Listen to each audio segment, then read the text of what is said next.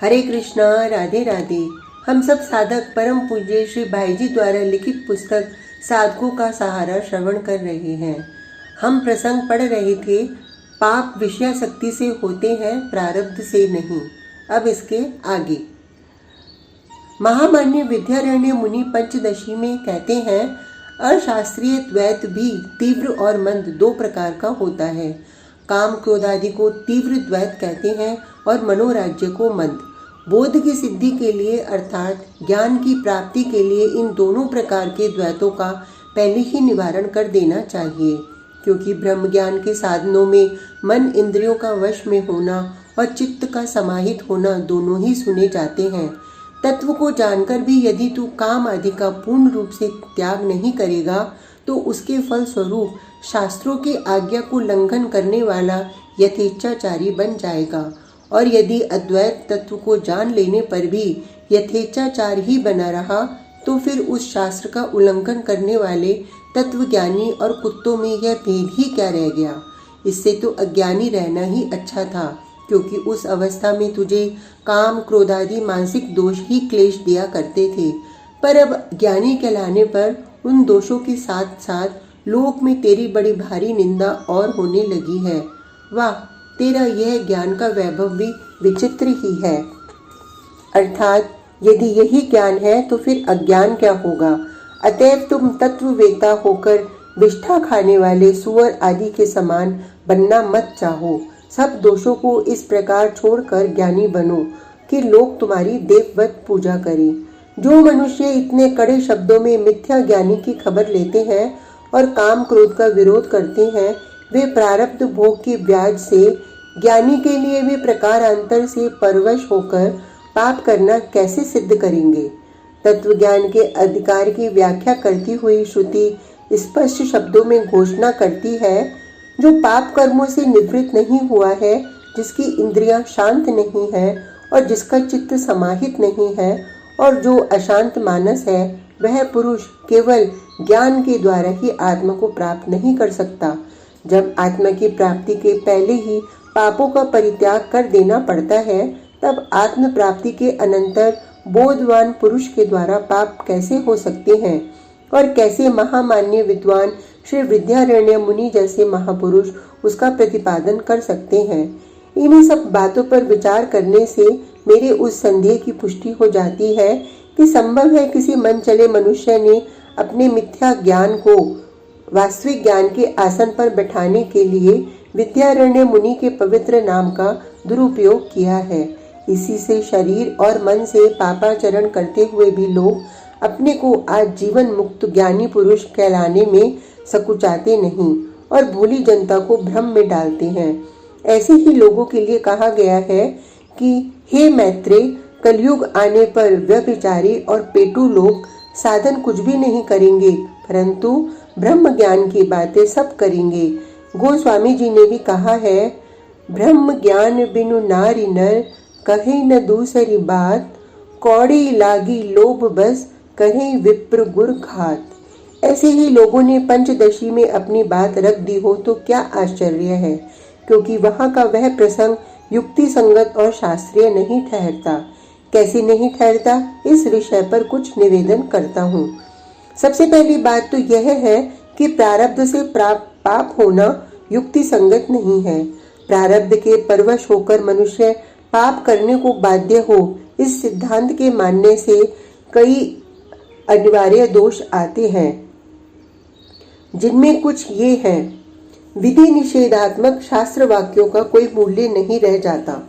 ऐसा करो और ऐसा ना करो, ये शास्त्र वाक्य तभी लागू हो सकते हैं जब मनुष्य करने में स्वतंत्र हो।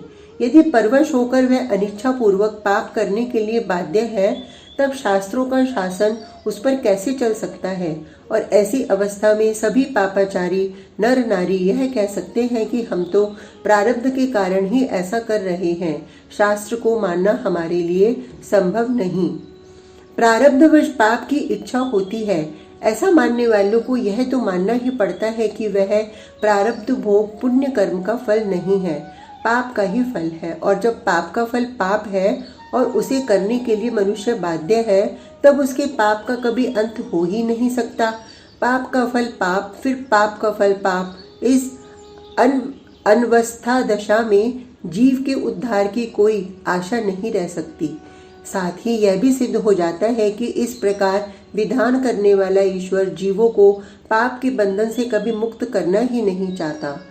साधारण विवेक से भी यह बात भली भांति समझ में आती है कि किसी भी विवेक युक्त कानून में ऐसा विधान नहीं होना चाहिए कि जो एक अपराध के दंड स्वरूप पुनः दूसरा अपराध करने की अनुमति देता हो। कोई भी दंड विधान यह नहीं कह सकता कि चोरी करने वाले को पुनः चोरी करनी पड़ेगी। जब मानवीय कानून में ऐसा विधान नहीं हो सकता, तब परम न्यायकारी और दयालु ईश्वर के कानून में ऐसा विधान होना कैसे संभव है। शास्त्रों में पाप के लिए दंड विधान है। रोग, धन नाश, पुत्र नाश, अकीर्ति आदि के रूप में पाप का ही दंड मिलता है। परंतु जब स्वयं ईश्वर जीव के लिए पाप का विधान करता है और उसे पाप करने के लिए मजबूर करता है और फिर स्वयं ही उसके लिए दंड भोग की व्यवस्था करता है, तब तो इससे ईश्वर अन्याय सिद्ध होता है। जब जगन नियंता ईश्वर ही जीव से कर्म कराता है, तब उसके फल स्वरूप प्राप्त होने वाला सुख दुख भी ईश्वर को ही भोगना चाहिए। कर्म करने को बाध्य करे ईश्वर और फल भोग करे जीव, यह भी ईश्वर का एक अन्याय ही है। अतएव किसी भी युक्ति से सिद्ध नहीं होता कि पाप प्रारब्ध से होते हैं। स्वेच्छा और अनिच्छा प्रारब्ध के भोग में जो गीता का प्रमाण दिया गया है, वह भी युक्ति युक्त नहीं है, क्योंकि ज्ञानी भी प्रकृति के अनुसार चेष्टा करता है। इसका अर्थ यह नहीं होता कि वह पूर्व जन्म के कर्मवश पाप करता है। प्रकृति का अर्थ है स्वभाव। ज्ञानी का स्वभाव ज्ञान की यथार्थ प्राप्ति से पूर्व साधन काल में ही शुद्ध हो जाता है।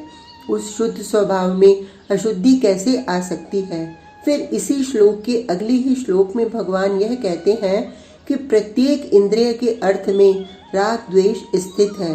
उन दोनों के वश में मत हो, क्योंकि वे दोनों तुम्हारे परिपंथी हैं, साधन को लूटने वाले हैं। यदि ज्ञानवान पुरुष भी प्रकृति परवश होकर पाप करने में बाध्य होता, तो भगवान राग द्वेष से जो पापों के मूल है बचने की आज्ञा कैसे देते, क्योंकि वैसी अवस्था में बचना न बचना तो उसके हाथ में है ही नहीं। अतएव यही सिद्ध होता है कि यहाँ प्रकृति का अर्थ उसका निवृत्ति या प्रवृत्ति परक स्वभाव है, पाप वासना नहीं। अतः प्रारब्ध भोगवश पाप करने के लिए मनुष्य बाध्य है। इसके समर्थन में ईश्वर वाक्य के रूप में उक्त सदृशम चेष्टे स्वस्या श्लोक का प्रमाण सर्वथा अनुपयुक्त है।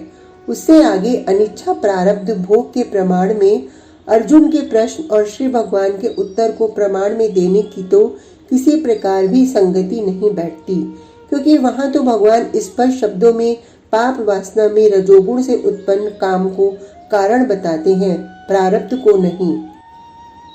और आगे चलकर उसी प्रसंग में अति स्पष्ट शब्दों में अर्जुन को यह आज्ञा करते हैं कि इंद्रिय, मन और बुद्धि में बसकर ज्ञान विज्ञान का नाश करने वाले इस पापी काम को तू पहले इंद्रियों का नियमन करके अवश्य मार। आत्मा बुद्धि से भी श्रेष्ठ है। इस बात को समझकर आत्मा के द्वारा आत्मा को वश करके तू हे महाबाहो इस दुर्जय काम रूपी बैरी को मार। यदि प्रारब्ध वश ही काम के वश में होने में मनुष्य बाध्य होता, तो भगवान यही कहते कि भाई प्रारब्ध के कारण ऐसा होता है, इसमें कोई क्या करे, निग्रह किम करिष्यति। परंतु यहाँ तो काम पर विजय प्राप्त करने की आज्ञा स्पष्ट दी गई है। ऐसी परिस्थिति में इन श्लोकों का अनिच्छा प्रारब्धवश पापाचरण होने के समर्थन में प्रयोग किया जाना कदापि गीता के पूर्वापर को देखते उचित नहीं जान पड़ता। अतएव प्रथम तो प्रारब्धवश पापों का होना ही सिद्ध नहीं होता, फिर ज्ञानी के द्वारा तो पाप कर्म की संभावना ही नहीं है। ज्ञानी में अज्ञान, अहंकार, राग, द्वेष और भय कुछ भी नहीं रहते, फिर पाप हो कहाँ से। सबका मूल तो अज्ञान है। जब उसी का नाश हो गया, तब पापों का रहना कैसे माना जा सकता है।